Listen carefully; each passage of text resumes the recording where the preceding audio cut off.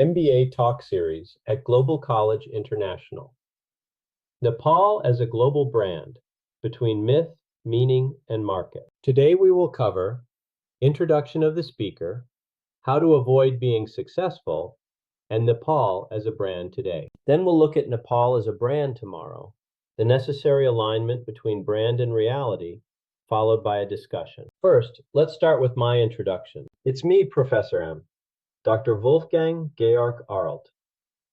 I was born in 1957 in West Berlin and completed my MA and PhD at FU Berlin, with additional studies in Taiwan and Hong Kong. From 1991 to 1999, I owned and operated an inbound tour company specializing in travel from China to Europe.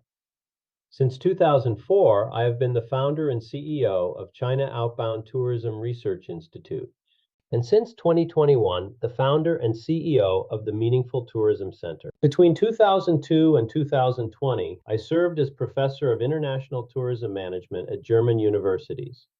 And from 2007 to 2019, I was a visiting professor at universities in China, the United Kingdom, and New Zealand. I have been a fellow of the Royal Geographical Society in London since 2012, and a Fellow of the Royal Asiatic Society in London since 2015.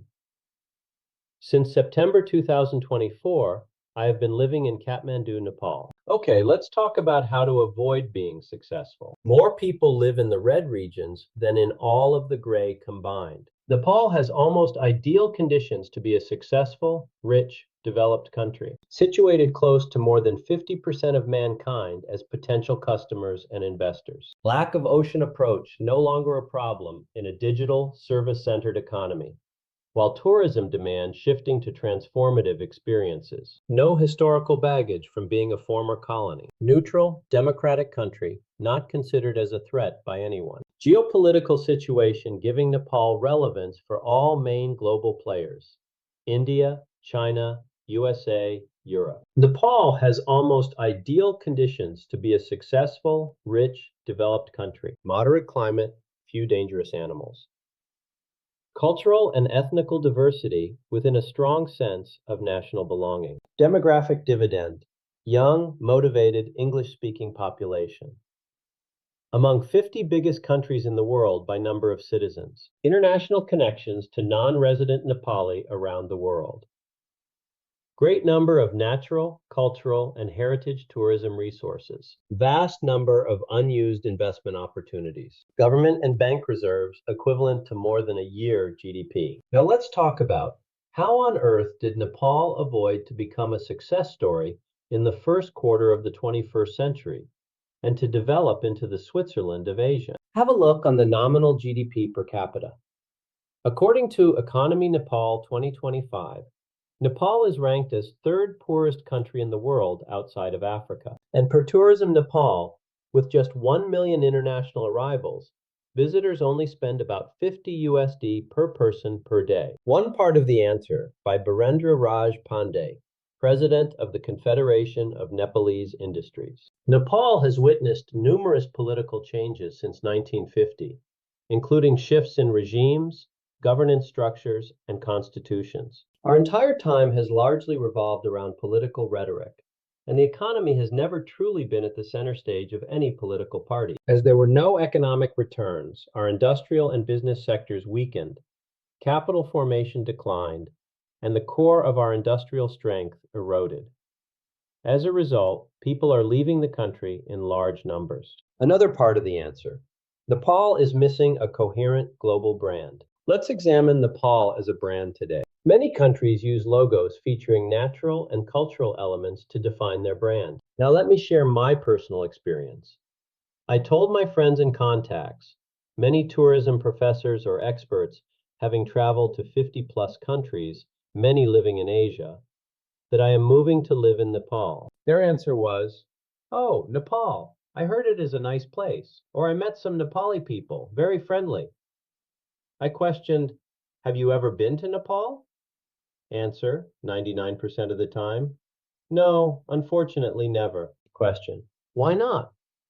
Answer, "It never occurred to me. I never hear about Nepal. I do not know what I can do there except climbing Mount Everest. I'm sure they have many temples, right? Also talked last year to several very affluent Nepali, living since many years in Germany. My question, why do you not invest back home in Nepal? Don't you think there are many opportunities nobody makes use of? Answer. Of course, you can earn lots of NPR in Nepal, but we are not interested. Question. Why not? Answer. If we invest USD or Euro, we need to be able to earn USD or Euro back. In Nepal, you are stuck with local money inside the country. You will never get the profit out and back in hard currency. When we speak about brand Nepal, we are not starting from zero. Few countries in the world occupy such a powerful space in the global imagination. For many, Nepal instantly evokes the Himalayas, Mount Everest, Buddhist monasteries, spiritual journeys, and resilient mountain communities. The fact that most people have known about the existence of Nepal and have at least a vague idea where it is located, and this mental shorthand already is a brand asset. But it is only partly under Nepal's control, and it is incomplete. As a global brand, Nepal today sits at the intersection of three powerful narratives. One, the Himalayan adventure icon. Nepal is globally recognized as the ultimate high-altitude adventure destination. Everest, Annapurna, Langtang, and Mustang are among the most famous trekking and mountaineering regions on Earth. This gives Nepal strong awareness among niche high-yield markets, a clear point of differentiation from regional competitors, authentic, story-rich experiences linked to challenge, discovery, and transformation. However, this image is often narrow. Nepal risks being seen as Everest only or trekking only, which can limit market diversification and create seasonal and geographic concentration of visitors. Two, the spiritual and cultural sanctuary. Nepal's second major brand pillar is its role as a cradle of culture and spirituality. Birthplace of Buddha, Lumbini. Living Hindu and Buddhist traditions embedded in everyday life. World-class heritage cities like Kathmandu, Patan, and Bhaktapur. Festivals, rituals, and craftsmanship that are not staged performances, but lived realities. For global travelers seeking meaning, mindfulness, transformation, and cultural depth, Nepal stands out as offering well-being instead of just commercialized wellness. This provides opportunities for pilgrimage and spiritual retreats, learning-focused travel, well-being, meditation, arts, architecture, anthropology, longer stay, higher value segments attracted by immersion rather than consumption. Three, the resilient, responsible mountain nation. The earthquakes of 2015 and the COVID-19 pandemic exposed Nepal's vulnerability, but they also reshaped its narrative. International media and travelers saw remarkable community resilience and solidarity, grassroots innovation in rebuilding tourism infrastructure, an emerging discourse around sustainable, community-based, and climate-resilient tourism. This positions Nepal to claim a third brand dimension, a small, vulnerable, but determined nation on the front line of climate change and mountain ecosystem protection. This is increasingly relevant for conscious travelers who care about impact, development partners and investors in green and community-based tourism. This sub-image has been temporarily shattered by the September 8-9 events and the image of a burning Hilton hotel. However, without further disturbances, this will fade from collective memory within a year. So now let's look at Nepal as a brand tomorrow. Nepal as a brand tomorrow, opportunities and strategic choices.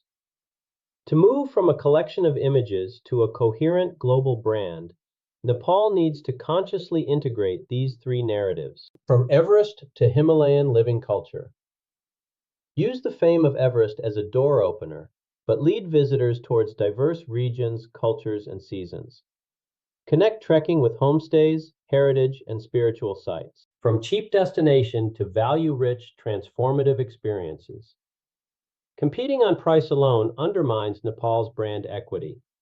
A global brand strategy should emphasize authenticity, depth, and transformation, experiences that justify higher value and more equitable benefit sharing. From victim of disasters to laboratory of resilience.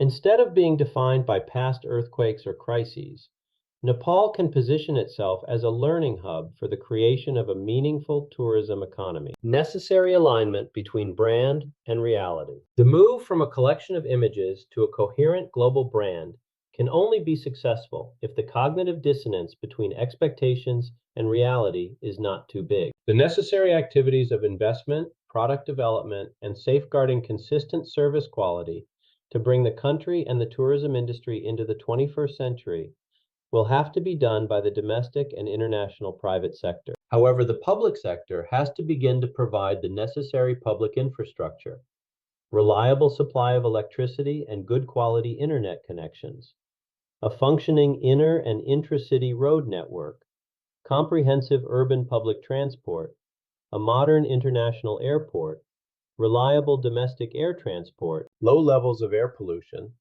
a modern banking system supporting FDI, short-term and long-term visitor-friendly visa regulations, support of trainings for innovation in the tourism industry. Private and public activities need to be aligned under an umbrella of a holistic approach in the form of the establishment of a meaningful tourism economy. You can reach us via WhatsApp or by email at info@meaningfultourismcenter.org.